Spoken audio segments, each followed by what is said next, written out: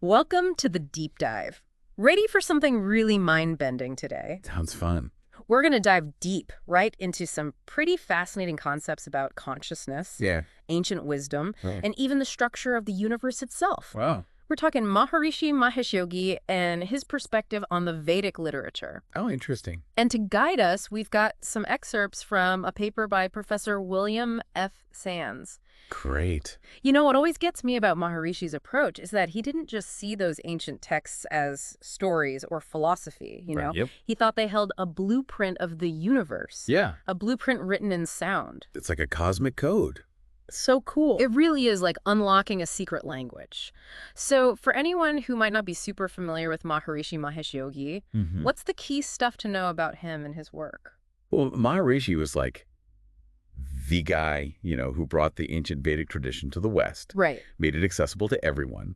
He developed this whole system called Maharishi Vedic Science and Technology. I've heard of that. Yeah, it's a way to understand and actually apply the knowledge in those texts. And at the heart of it all is this idea of self-referral consciousness. Right. I gotta admit, it's a bit of a head scratcher for me. Can you break that down a little? Okay. Imagine pure awareness, like pure awareness that's awake to itself. Okay. That's self-referral consciousness. It's the source of all thought, feelings, everything we experience. Maharishi believed that this field of pure awareness is actually the foundation of everything, Wow. the source of the entire universe and all the laws of nature that govern it. So is this kind of like the Big Bang idea in science? Like this field of consciousness is the starting point for everything? It's an interesting comparison. Yeah. But Maharishi's idea is that creation unfolds through sound. Sound. Yes, a primordial vibration coming from self-referral consciousness. Huh. So not the kind of sound we hear with our ears. Exactly, more like a subtle, unmanifest hum Hmm. that exists within consciousness itself. Okay, so we're going beyond the physical realm here. How does this hum connect to the actual Vedic literature? Well, Maharishi said that the interaction of three fundamental values within consciousness produces this hum. Okay. These values are called Rishi, Devata, and Chandas. In Vedic terminology. Exactly. They're like the cosmic building blocks, you could say. So the Vedic literature is born from this interplay of consciousness, like a recording of this cosmic symphony. Exactly. That's pretty awesome. Maharishi even had this idea of an uncreated commentary called Aparushya Bhashya. What does that mean? It means that the Vedic literature is its own commentary. Wow. Like each element within the text reveals its meaning through the things that come after it. So it's constantly unfolding and revealing deeper levels of knowledge as you go, like a never-ending story on a cosmic scale. Precisely. Amazing. And get this, even the spaces between the sounds and syllables matter. The spaces. Yes. Maharishi said those gaps represent the transformation from one unmanifest sound to the next.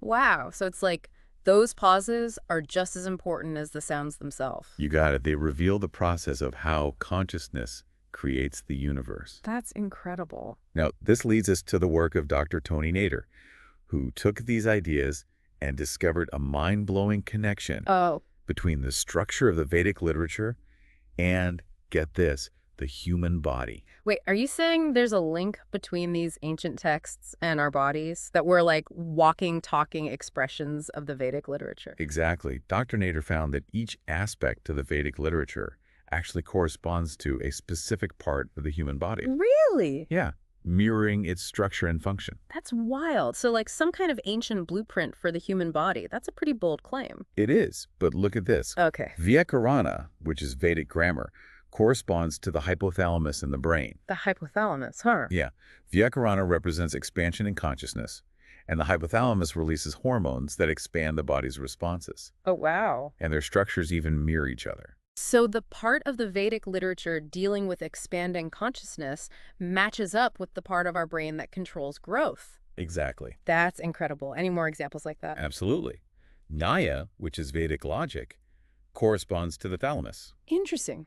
Nyaya is about distinguishing and deciding in consciousness, while the thalamus relays and filters information in the brain. So similar functions again. Yes. These connections are really starting to paint a picture here. It's not just reading about ancient wisdom, it's like we're embodying it. Exactly. This is incredible. It opens up a whole new way of understanding our potential as humans. It really does. But before we get into that, let's look at how Maharishi suggested we actually engage with these texts. So we've got this amazing link between the Vedic literature and our bodies, but how do we tap into that connection? Well, Maharishi had a pretty fascinating practice in mind. What's that? Reading the Vedic literature, but not in the way you might think. Oh. He wasn't focused on understanding the meaning or translating the Sanskrit. So what was he doing? He advocated for reading it phonetically, purely focusing on the sounds themselves. Really? So it's not about deciphering the words, but like experiencing the vibration of the sound. Exactly. He believed that simply reciting those sounds could enliven the corresponding frequencies within our bodies. Like tuning forks. Exactly. So if those sounds are mapped to parts of our physiology, as Dr. Nader says, Right. then reciting them could actually influence those parts of the body, like a direct line of communication. You got it. Wow. Maharishi believed that doing this could restore balance and harmony within us. Bringing us into alignment with what he called natural law. Precisely. Professor Sand's paper says this practice can even improve health. Is there evidence for that? Well, think about those connections. Like if you read the sounds related to Vikarana, you might stimulate the hypothalamus. And that could impact your hormones, growth, all sorts of things. So there's potential for real benefits. That's the idea. It goes back to the idea that the Vedic literature holds a blueprint for a healthy state of being. Right. And by aligning with those sounds, we're tapping into that blueprint. That's fascinating. But what about people who study the meaning of the Vedic literature? Are they missing out by not focusing on the sounds? Not at all. Oh. Maharishi saw value in both approaches. He wasn't dismissing the intellectual study. Got it. He considered them complementary. So we can appreciate the deeper meaning and still tap into the power of the sounds. Precisely. It's like the difference between reading a recipe and actually cooking the meal. Exactly. Both valuable, but one offers a more direct, tangible experience. It's about recognizing that sound and vibration can impact our consciousness and well-being. It's a powerful concept. Speaking of which, Professor Sand's paper mentions a program for reading the Vedic literature at Maharishi University of Management. Can you tell us about that? Oh yeah, it's a core part of their curriculum. Students do this phonetic reading for hours every day alongside their other studies. Wow. And the paper mentions some pretty remarkable outcomes. Right. Like experiences of higher states of consciousness. It's fascinating. Students report expanded awareness, deep bliss, and a profound sense of connection. There's even a quote from a student who felt like a gigantic mother eagle whose wings encircled the whole universe. Yeah. It's a beautiful image of wholeness and connection. It really is. It makes you wonder what's possible, you know? If reciting these sounds can impact individuals this much, what could it mean for humanity? That's a great question, and it leads us to the broader implications of Maharishi's ideas. If aligning with these sounds brings us into harmony with natural law, what does that mean for how we live, how we interact, how we shape the world around us? Big questions indeed. Let's explore those in the final part of our deep dive. Welcome back. We've been exploring some pretty incredible concepts. It's mind-blowing stuff, right? Totally. We've uncovered this connection between the Vedic literature and our bodies. Like we're walking embodiments of ancient sounds. Exactly. So the question is, how do we tap into that connection? Well, Maharishi had this fascinating idea. Where was it? It involved reading the Vedic literature, but not how you might think. Oh, in what way? It wasn't about understanding the meaning or translating it. He actually suggested a phonetic reading, just focusing on the sounds themselves. Interesting. So not about deciphering the words, but more about experiencing the vibration of the sounds. Precisely. He believed that reciting those sounds could actually enliven those same frequencies within our bodies. Like striking a tuning fork and the vibration spreads out, affecting everything around it. Exactly. Ah, so if those sounds are mapped to specific parts of our bodies, like Dr. Nader suggested, Right. then reciting them could influence those areas. It's like a direct line of communication. You got it. And Maharishi believed this could restore balance and harmony within us. Aligning us with what he called natural law. Exactly. Professor Sands mentions this practice might even improve health. Is there any evidence for that? Well, think about those connections we discussed. If you read the sounds related to Vyakarana, for example, you could potentially stimulate the hypothalamus. Okay, yeah. And that could then affect your hormones, growth, your overall well-being. So there's potential for real, tangible benefits. That's the idea.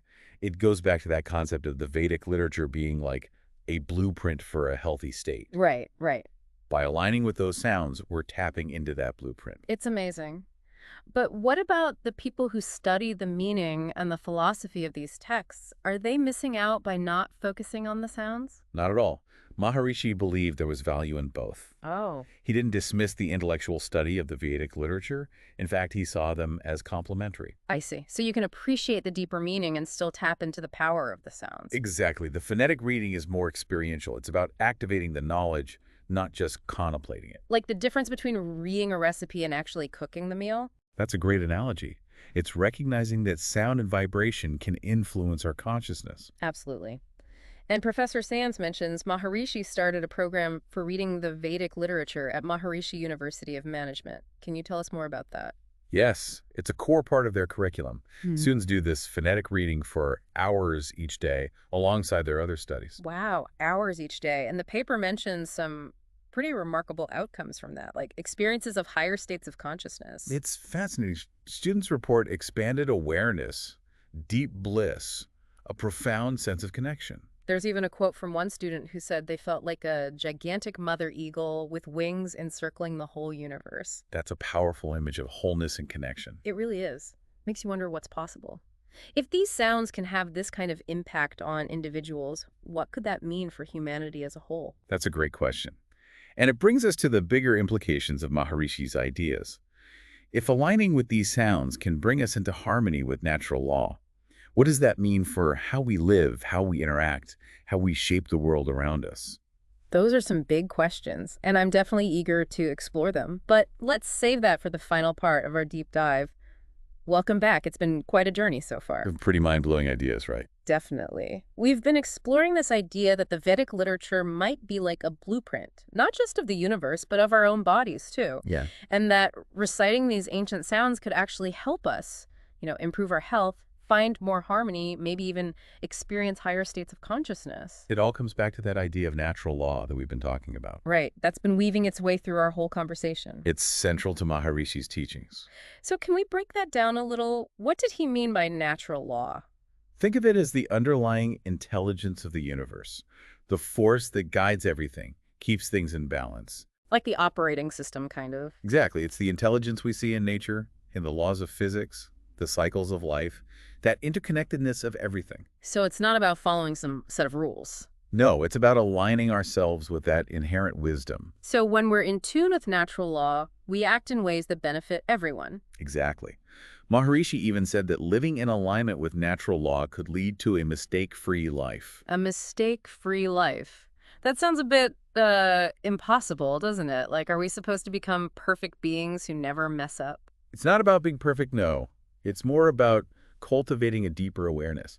You become more sensitive to how things work, so you make choices that are more harmonious. So it's less about avoiding mistakes altogether and more about having that wisdom to guide us, like tuning into an inner compass. Precisely. And Maharishi saw the phonetic reading of the Vedic literature as a powerful way to accelerate that process. Immersing ourselves in those sounds, it's like bathing our consciousness in the vibration of natural law itself. Wow, so it can actually change the way we think and feel and act. That's the idea. But in a world that feels so chaotic, can these ancient practices really be relevant today? That's a good question. Well, Maharishi believed that these principles are timeless, universal. He actually thought they were even more important now, given all the challenges we face. So it's not about retreating from the world or living the past. It's about using these principles to navigate our modern lives. Exactly. And remember, Maharishi saw this phonetic reading as part of a whole system for transformation. He often recommended it, along with other practices, like Transcendental Meditation. So it's about cultivating a deeper connection to ourselves and the universe. Precisely. And we've seen with Maharishi University, these ideas can be woven into every aspect of life. Education, healthcare, business, even government. It's a vision of a world guided by natural law. It's a pretty inspiring vision, and even if we can't all immerse ourselves in this knowledge like the students at that university, this deep dive has given us a glimpse of what's possible. It really has. Yeah. And if there's one thing to take away, it's that the potential for transformation is always there within us. Beautifully said. And for anyone who wants to explore these ideas further, we'll have some links in the show notes. Until next time, remember, you might be carrying the sounds of the universe within you, just waiting to be discovered.